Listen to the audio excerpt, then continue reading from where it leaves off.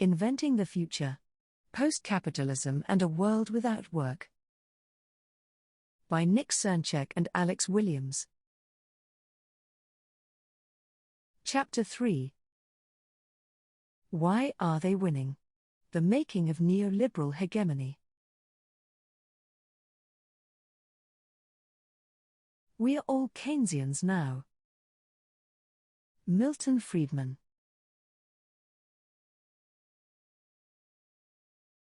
If our era is dominated by one hegemonic ideology, it is that of neoliberalism. It is widely assumed that the most effective way to produce and distribute goods and services is by allowing instrumentally rational individuals to exchange via the market. State regulations and national industries are, by contrast, seen as distortions and inefficiencies holding back the productive dynamics inherent to free markets. Today, this vision of how economies should operate is what both its critics and proponents take as a baseline. Neoliberalism sets the agenda for what is realistic, necessary, and possible. While the economic crisis of 2008 has upset the blind belief in neoliberalism, it nevertheless remains an entrenched part of our worldview, so much so that it is difficult even for its critics to picture coherent alternatives.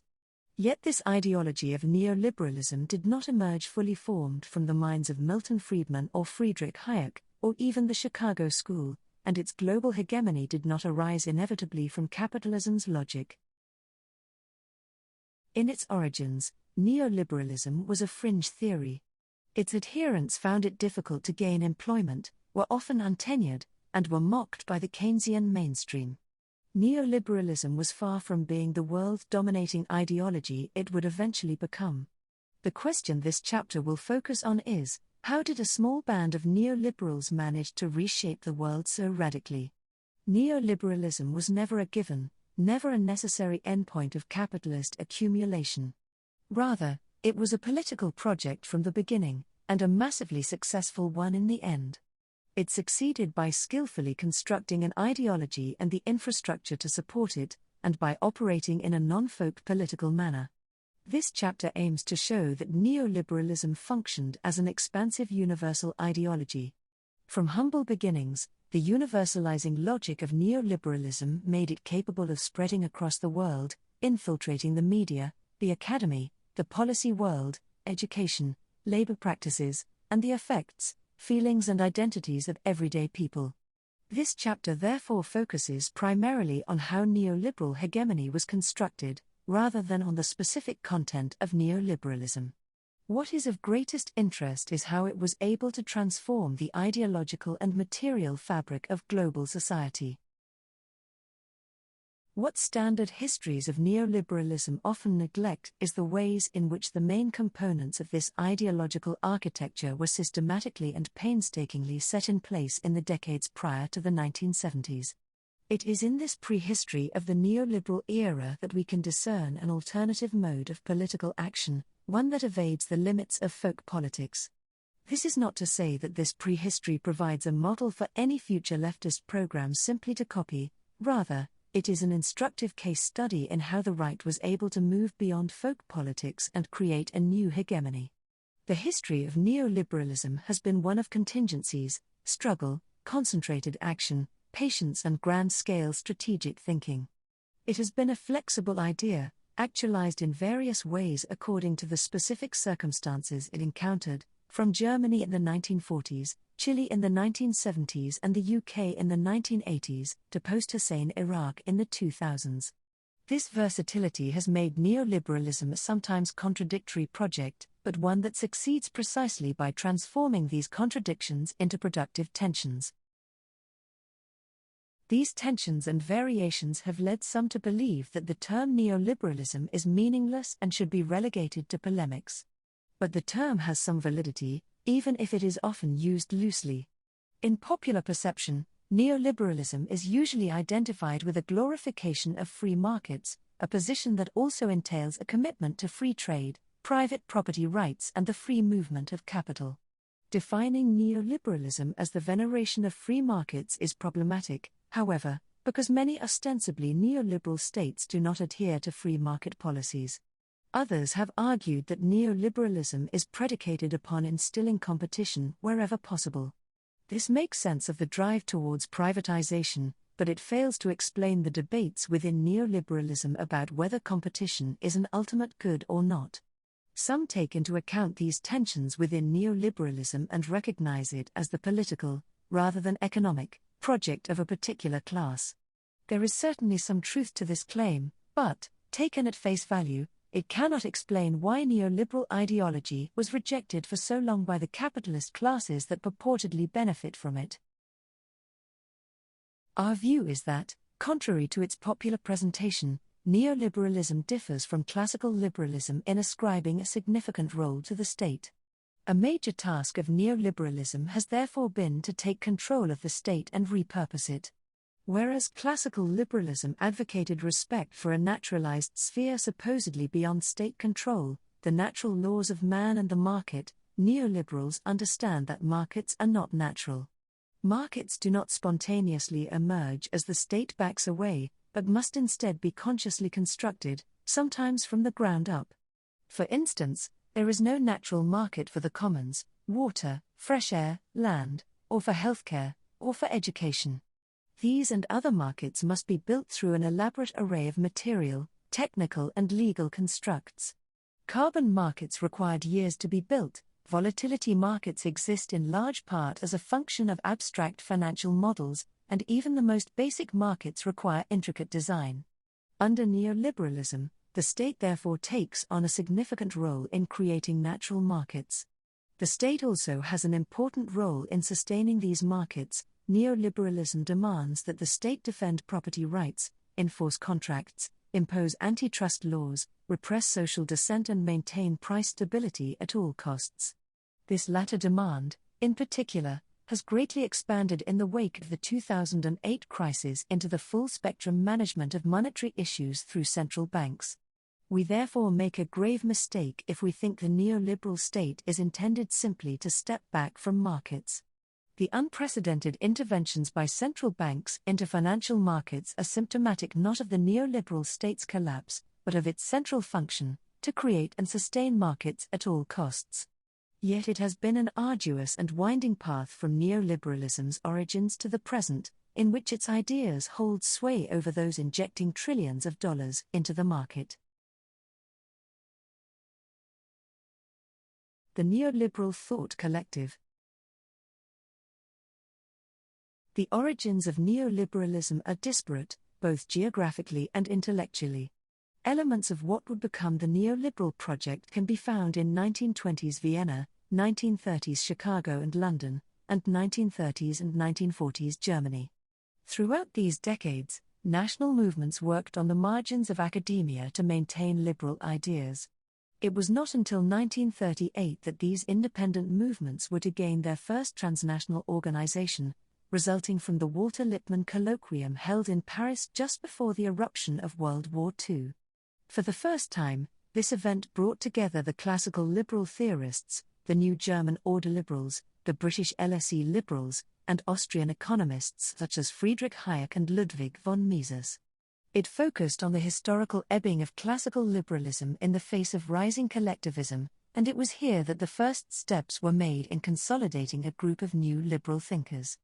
Out of this event, a new organization, Centre International d'études pour la rénovation du libéralisme, arose with the explicit aim of developing and spreading a new liberalism.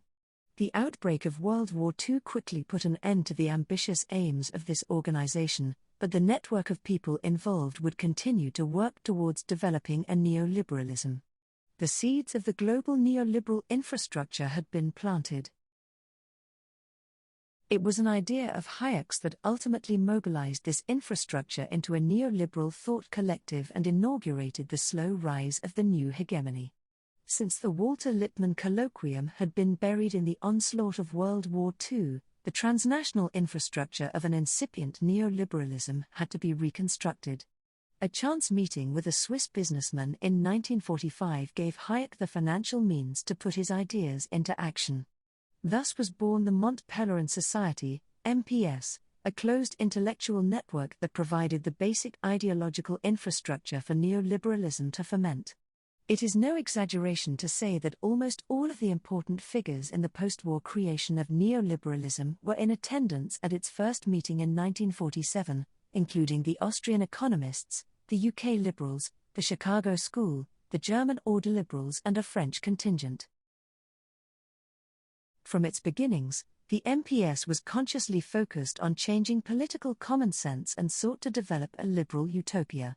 It explicitly understood that this intellectual framework would then be actively filtered down through think tanks, universities and policy documents, in order to institutionalize and eventually monopolize the ideological terrain. In a letter to those he had invited, Hayek wrote that the purpose of the MPS was quotation,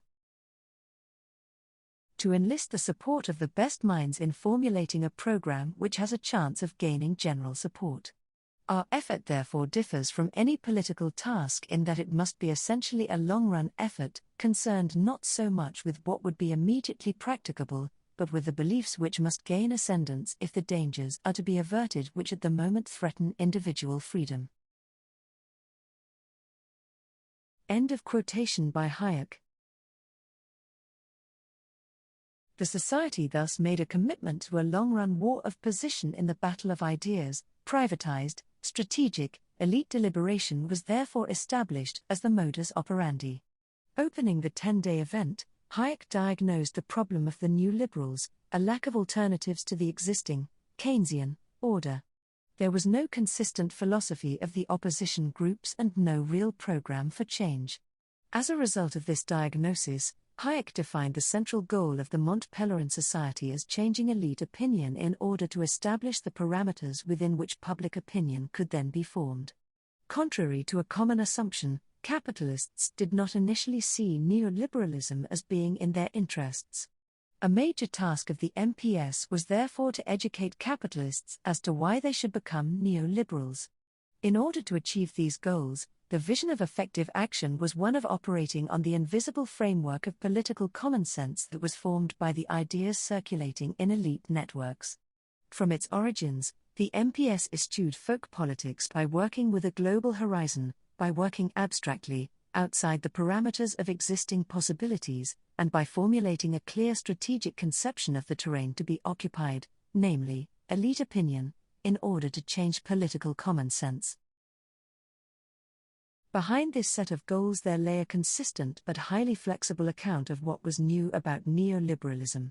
Divisions arose, in particular, over the role of the state in maintaining a competitive order. Some argued that intervention was necessary to sustain competition, and others that intervention was the source of monopolies and centralization. There were less divisive arguments over other particular policy positions, indicating that this was far from a homogeneous or unified group. In many ways, the common element was simply the social network itself, with its commitment to building a new liberalism. Yet this inbuilt plurality allowed neoliberalism to foster and mutate as it spread around the world, giving it hegemonic strength in its adaptations to the particularity of each space. Its flexibility as an ideology allowed it to excel in carrying out its hegemonic function of incorporating different groups into an overarching consensus. These debates also extended to questions of strategy. Many members and financiers of Mont Pelerin were impatient with Hayek's long-term approach and wanted to start producing books and other publications immediately, in order to influence the public. In the midst of Keynesian dominance, stable growth and low unemployment, Hayek keenly recognized the unlikelihood of changing public opinion. The Society's strategy was self-consciously long-term, and Hayek's view eventually won out within its meetings. Outside these meetings, the networks surrounding the MPS began actively to construct an extensive transnational infrastructure of ideological diffusion. Hayek had been planning since at least the mid-1940s to establish a system of think tanks propounding neoliberal ideas, while at the same time working to place Society members in government positions, a strategy that eventually produced 3 heads of state and a large number of cabinet ministers. It was the 1950s, in particular, that saw the proliferation of think tanks allied to the Society, and the subsequent diffusion of neoliberal ideas into the academic and policy worlds. In the UK, The aims of the MPS were pursued by a network of think tanks and other organizations, such as the Institute of Economic Affairs, the Adam Smith Institute, the Center for Policy Studies, and an array of smaller groups. Members of the MPS were to enter into U.S. politics, first via think tanks like the American Enterprise Institute, and then through more formal positions such as Milton Friedman's role as economic advisor to Barry Goldwater in his presidential run. Yet it was in Germany that neoliberalism would first achieve both organizational and policy success. Not so tentative steps. In the wake of World War II, the world was primed for significant changes in economic ideas. Yet it was Germany that faced a unique set of economic difficulties, both the well-known hyperinflation problems of the Weimar Republic and the arduous post-World War II reconstruction effort. While most of the world adopted Keynesian policies, Germany took a different pathway, guided by some of the same neoliberals who had convened at the Walter Lippmann Colloquium. Given the utter collapse of the German state, the problem facing post-war reconstruction planners was how to reconstitute the state, specifically, how to produce legitimacy without having a functional state infrastructure already in place. The answer was found in the ideas propounded by the early order liberals: establish a space of economic freedom. This in turn generated a web of connections between individuals which produced the legitimacy of a nascent post-war German state. Rather than a legal legitimacy, the state was seen to derive its legitimacy from a well-functioning economy. It was this idea that would provide the grounding for neoliberalism's first policy experiments.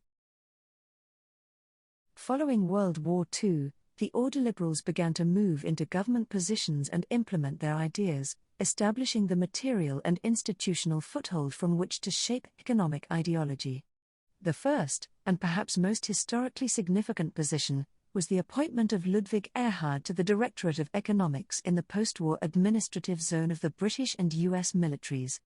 With the support of a fellow order liberal, Wilhelm Rupke, Erhard simultaneously eliminated all existing price and wage controls, and drastically cut income and capital taxes. This was a radical deregulatory move, and one that compelled the Soviet Union to establish a blockade on Berlin and inaugurate the Cold War. In the decades that followed, order liberals would come increasingly to populate significant positions in the German Ministry of Economics, with Erhard himself becoming Chancellor in 1963. But despite their intentions, the order liberals lacked a principled distinction between legitimate and illegitimate government interventions, an ambiguity which facilitated the German economy's transformation into increasingly Keynesian forms.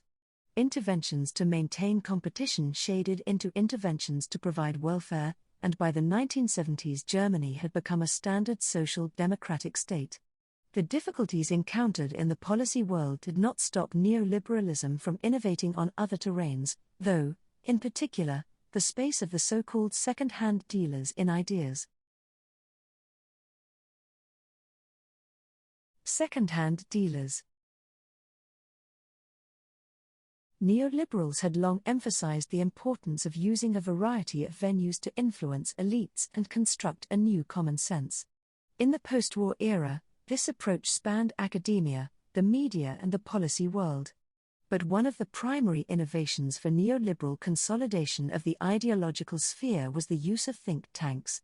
While they had existed for over 100 years, the extensive use made of them by the MPS was a novelty. It involved developing policy arguments, building policy solutions and homing in on economic culprits. An informal division of labor was established, with some think tanks focusing on the large philosophical ideas, targeting the very assumptions and rationale of the orthodox Keynesian position. This was the task adopted by the Manhattan Institute for Policy Research, MIPR, in the 1970s, for example, while others aimed to produce more immediate public policy proposals. These were explicit attempts to unhinge the dominant worldview in order to subsequently introduce specific policy solutions that were grounded upon the neoliberal view. The figure of Anthony Fisher was vital in the building of neoliberalism's ideological hegemony. One of the founders of the UK's first neoliberal think tank, the Institute of Economic Affairs, Fisher explicitly argued that the most difficult part of changing ideas lay not in their production, but in their diffusion. As a result of this belief, Fisher would be heavily involved in establishing conservative think tanks not only in the UK, but also in Canada, the Fraser Institute, and the United States, the MIPR. The Institute of Economic Affairs itself was focused on those whom Hayek had called the second-hand dealers in ideas, the journalists, academics, writers, broadcasters, and teachers who dictate the long-term intellectual thinking of the nation.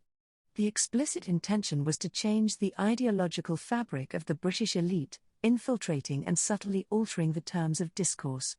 This also extended shrewdly to the mission of the Institute of Economic Affairs itself, which maintained a deceptive position on its own aims, presenting itself as an apolitical organization focusing on research into markets in general. In line with this vision of ideological takeover, the Institute of Economic Affairs produced short pamphlets intended to be as accessible as possible to a mainstream audience. Moreover, these texts were written in a somewhat utopian fashion, without regard for whether a policy was capable of being implemented at that moment. The goal, as always, was the long-term redefinition of the possible. Over the course of decades, these various interventions developed a wide-ranging neoliberal worldview. More than just single-issue responses to the fashionable problems of the day, what the Institute of Economic Affairs and its associates had constructed was a systematic and coherent economic perspective. Think tanks instilled this worldview by educating and socializing rising members of political parties. Numerous members of what would become Thatcher's administration passed through the Institute of Economic Affairs during the 1960s and 1970s.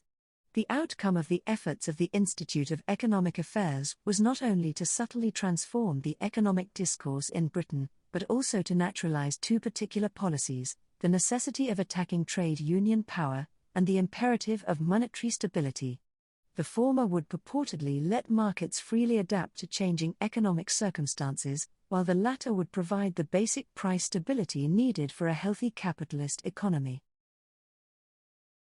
In the United States, too, think tanks and academic research groups were built to push for a broadly neoliberal agenda, the Heritage Foundation and the Hoover Institute being two of the most notable. The MIPR aimed to redefine political common sense by writing books on neoliberal economics that were intended for a popular audience, some of which eventually sold over 500,000 copies. Other books, such as Charles Murray's Losing Ground, laid the foundations for the policy shift which today identifies welfare dependency rather than poverty itself as the central social problem. Numerous other widespread policy ideas, such as zero-tolerance policing and workfare, stemmed from the policy factory of the MIPR.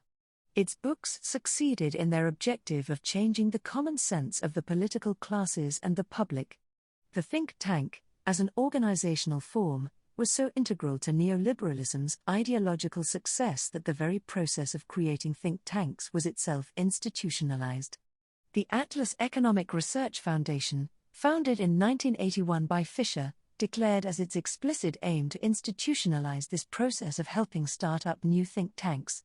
Atlas today boasts of having helped create or connect over 400 neoliberal think tanks in more than 80 countries. The sheer scale of the neoliberal ideological infrastructure is made fully transparent here. Beyond think tanks, a variety of other mechanisms were used to build up a hegemonic discourse. In working to install the Chicago brand of neoliberalism as the dominant alternative, Milton Friedman wrote extensive op-eds and newspaper columns, and made use of television interviews in a way that was unprecedented for an academic.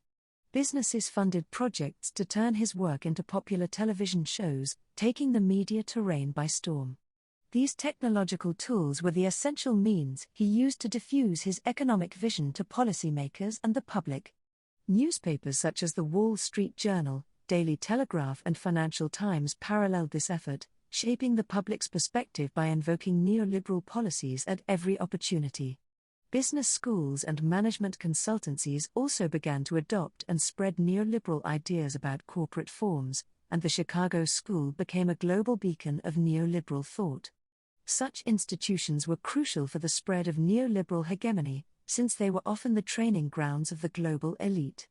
Individuals would come to these neoliberal US schools and then return to their own countries with the neoliberal ideology inculcated in them. By the 1970s, therefore, a full-spectrum infrastructure had developed to promulgate neoliberal ideas.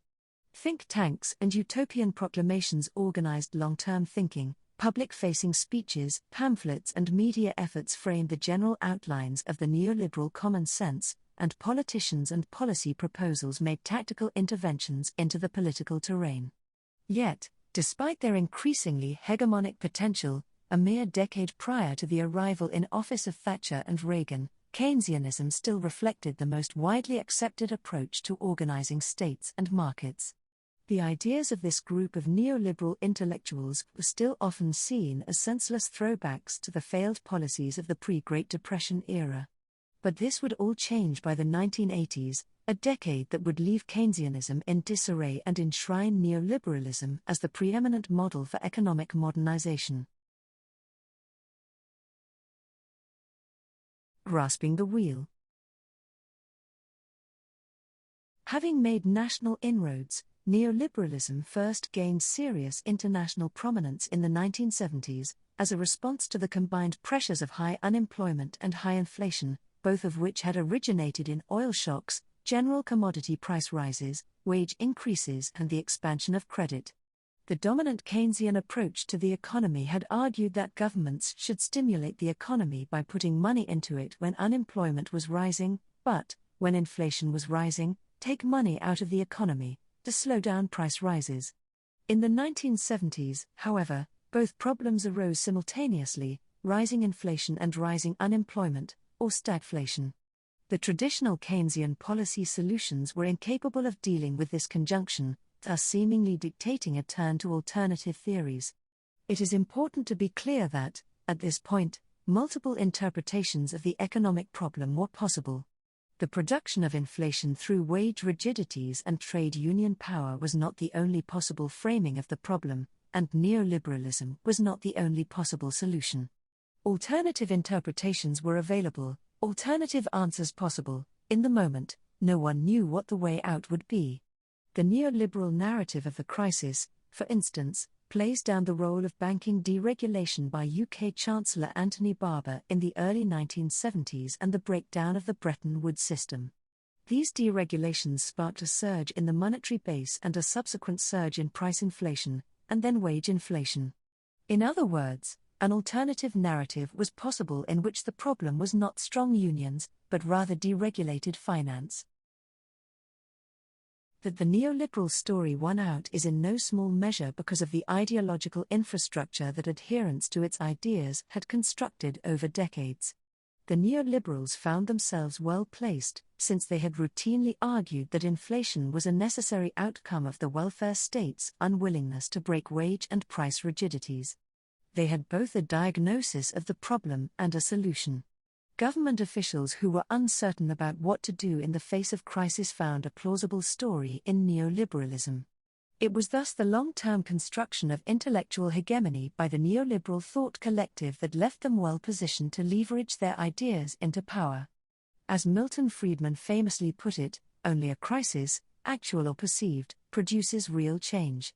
When that crisis occurs, the actions that are taken depend on the ideas that are lying around.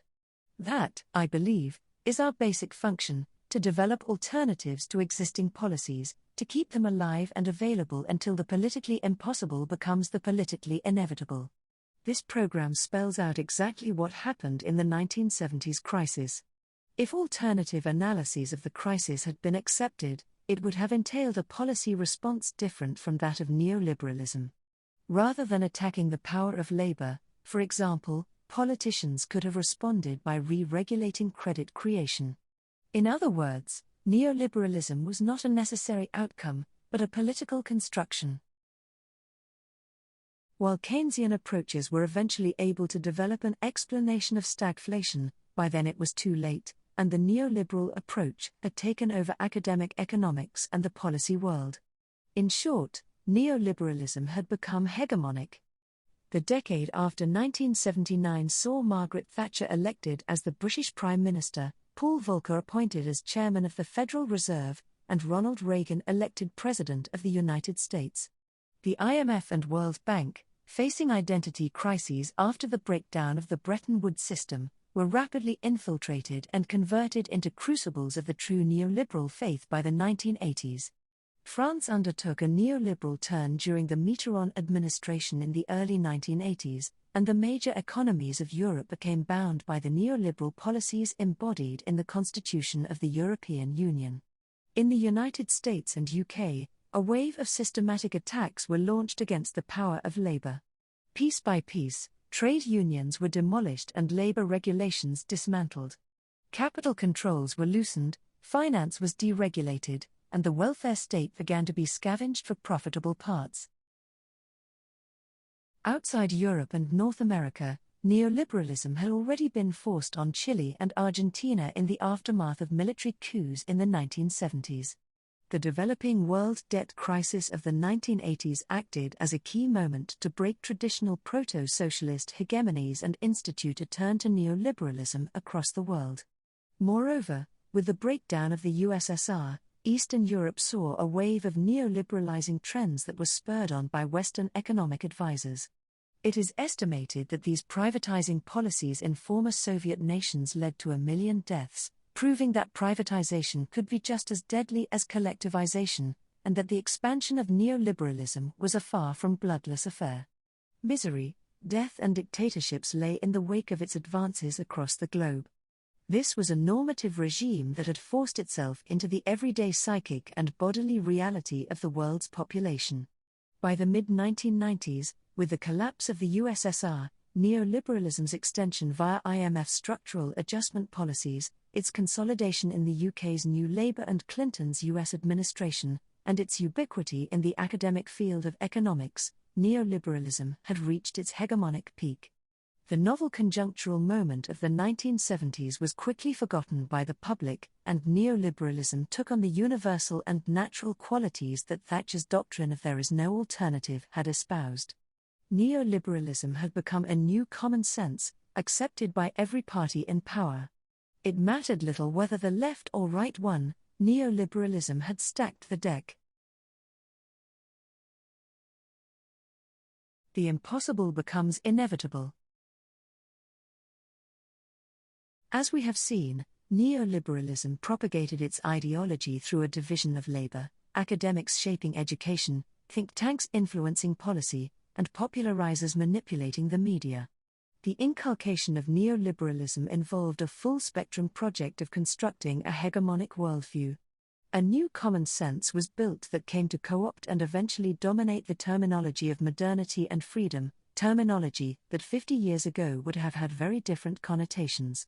Today, it is nearly impossible to speak these words without immediately invoking the precepts of neoliberal capitalism. We all know today that modernization translates into job cuts, the slashing of welfare and the privatization of government services. To modernize, today, simply means to neoliberalize. The term freedom has suffered a similar fate, reduced to individual freedom, freedom from the state, and the freedom to choose between consumer goods. Liberal ideas of individual freedom played an important role in the ideological struggle with the USSR, priming the population of the Western world to mobilize behind any ideology that purported to value individual freedoms. With its emphasis on individual freedoms, neoliberalism was able to co-opt elements of movements organized around libertarianism, identity politics, and multiculturalism. Likewise, by emphasizing freedom from the state, neoliberalism was able to appeal to anarcho-capitalists and the movements of desire that exploded in May 1968. Lastly, with the idea of freedom being limited to a freedom of the market, the ideology could co-opt consumerist desires. At the level of production, neoliberal freedom could also recruit emerging desires among workers for flexible labor, desires that were soon turned against them. In struggling for and successfully seizing the ideological terrain of modernity and freedom, neoliberalism has managed to wind its way inexorably into our very self-conceptions. In arrogating the meaning of terms such as modernization and freedom, neoliberalism has proved itself to be the single most successful hegemonic project of the last 50 years. Neoliberalism has thus become the form of our existence, the way in which we are led to conduct ourselves, to relate to others and to ourselves. It is, in other words, not just politicians, business leaders, the media elite and academics who have been enrolled into this vision of the world, but also workers, students, migrants, and everyone else. In other words, neoliberalism creates subjects. Paradigmatically, we are constructed as competitive subjects, a role that encompasses and surpasses industrial capitalism's productive subject. The imperatives of neoliberalism drive these subjects to constant self-improvement in every aspect of their lives. Perpetual education, the omnipresent requirement to be employable, and the constant need for self-reinvention are all of a piece with this neoliberal subjectivity. The competitive subject, moreover, straddles the divide between the public and the private. One's personal life is as bound to competition as one's work life.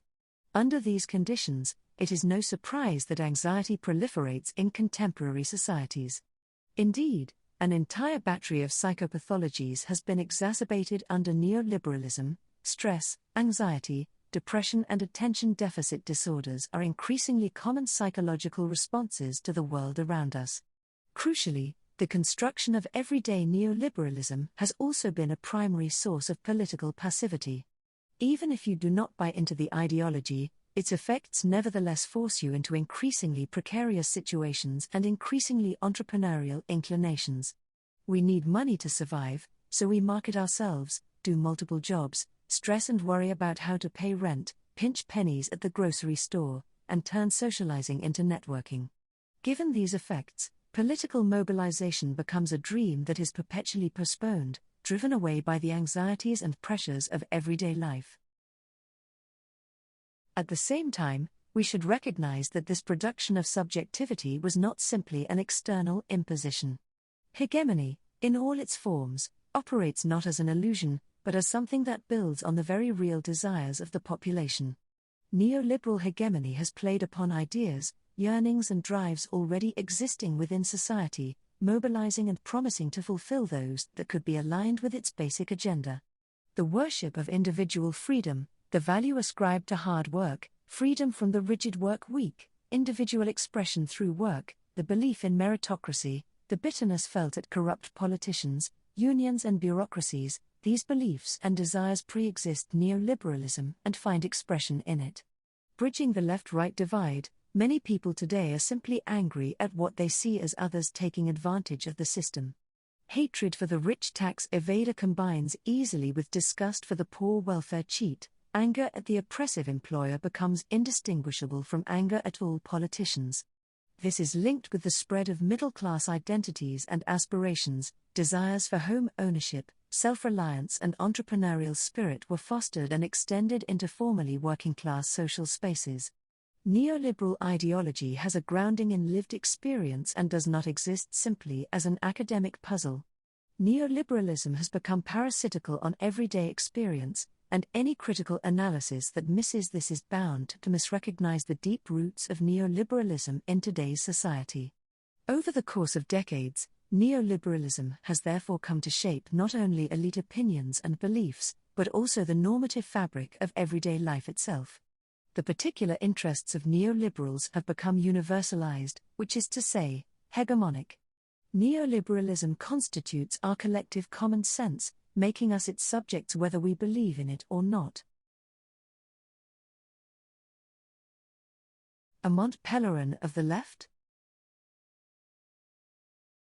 It has often been argued that neoliberalism succeeded, and continues to succeed in spite of its failures, because it is supported by a series of overlapping and powerful interests, the transnational elite, the financiers, the major stockholders of the largest corporations. While these interests have certainly assisted the potency of the neoliberal ideology, such an explanation nevertheless leaves certain questions unanswered. If elite support was sufficient for ideological success, and if neoliberalism was clearly beneficial to elites, there would not have been a 40-year delay between the initial formulation of the ideas and their implementation.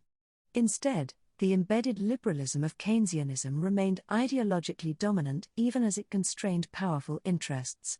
In particular, Financial interests were sidelined for a long period after the 1929 crash and ensuing Great Depression. The power dynamics maintaining the Keynesian consensus needed to be taken apart piecemeal. Equally, an explanation of neoliberalism's success that relies solely on its compatibility with particular elite interests also leaves unexplained why other possible responses to the problems of the 1970s were never implemented. An important element of neoliberalism's eventual ideological success is that there was both a crisis and a readily available solution. The crisis, stagflation, was one that no government knew how to deal with at the time, while the solution was the preconceived neoliberal ideas that had been fermenting for decades in its ideological ecology. It was not that neoliberals presented a better argument for their position, the myth of rational political discourse; rather, an institutional infrastructure was constructed to project their ideas and establish them as the new common sense of the political elite. In all of this there are important lessons to be learned, which have led some to call for a Mont Pelerin of the left. On the broadest level, this history of neoliberalism serves to demonstrate that the greatest recent success of the right, installing a neoliberal hegemony on a global scale, was accomplished through non-folk political means. This means, in the first place, that the neoliberals thought in long-term visions. This was a different temporality from both election cycles and the boom and bust of individual protests. Instead, what the left can learn from is how the MPS patiently set out explicit objectives and analyzed the terrain of their historical conjunction, all in order to propose specific and effective means to alter that terrain. It set its sights on long-term change, waiting 40 years for the crisis of Keynesianism and the emergence of Reagan and Thatcher. In taking this approach, the intellectuals of neoliberalism thought abstractly in terms of possibilities. What was impossible during their own time became possible later, partly through their actions and preparations. Secondly, they sought to build a counter-hegemonic project that would overturn the consensus around social democracy and Keynesian policies. They took a full-spectrum approach to changing hegemonic conditions and built up an entire ideological infrastructure that was capable of insinuating itself into every political issue and every fiber of political common sense. It overthrew the hegemonic ideas of its time. As Philip Mirowski writes, their strategic genius was. Quotation. To appreciate that it is not enough to dangle a utopian vision just beyond reach as eventual motivation for political action, the cadre that triumphs is the side that can simultaneously mount a full set of seemingly unrelated political proposals that deal with the short, medium, and long-term horizons of action, combining regimes of knowledge and interim outcomes, so that the end result is the inexorable movement of the polis ever closer to the eventual goal. The shrewd strategy of simultaneously conducting both a short game and a long game, superficially appearing to the uninformed to be in mutual conflict but united behind the scenes by overarching theoretical aims, is probably the single most significant explanation of the triumph of neoliberal policies during a conjuncture where their opponents had come to expect utter refutation. End of quotation by Mirowski. The third major lesson for the left to learn is that the loose collective of MPS also thought expansively in spatial terms, aiming to spread the network globally, through key nodes. In the think tank, they found an organizational form adapted to the task of global intellectual hegemony. They established networks between think tanks, politicians, journalists, the media and teachers, building a consistency between these disparate groups that did not require a unity of purpose or organizational form. This entailed an admirable flexibility in their project. While neoliberalism is often denounced as being too empirically disparate to make sense as a coherent project, it is in fact the willingness to modify its ideas in light of conditions on the ground that has made it particularly powerful as an ideology. The call for a Mont Pelerin of the left should therefore not be taken as an argument to simply copy its mode of operation. The argument is rather that the left can learn from the long-term vision, the methods of global expansion, the pragmatic flexibility and the counter-hegemonic strategy that united an ecology of organizations with a diversity of interests. The demand for a Mont Pelerin of the left is ultimately a call to build anew the hegemony of the left.